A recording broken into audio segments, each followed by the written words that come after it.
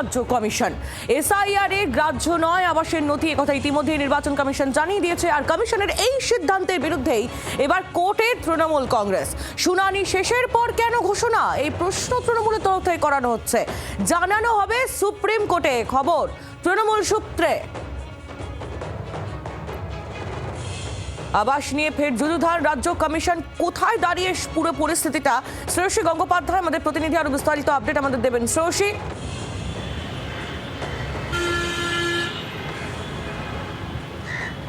একেবারে দেখো, আমরা জানি যে সুপ্রিম কোর্টে কিন্তু ইতিমধ্যেই একটা তৃণমূলে যে দায়ের করা কেস, সেই কেস কিন্তু ইতিমধ্যেই সেটা শুনানি চলছে।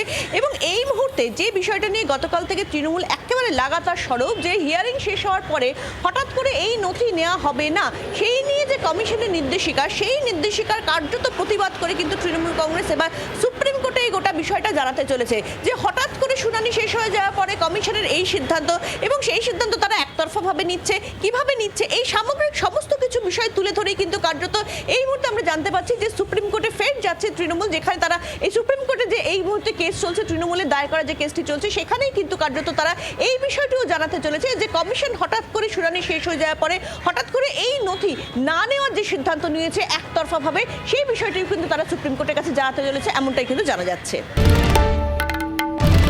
বাংলার আওয়াজ, বাঙালির আবেগ, জি 24 ঘন্টা।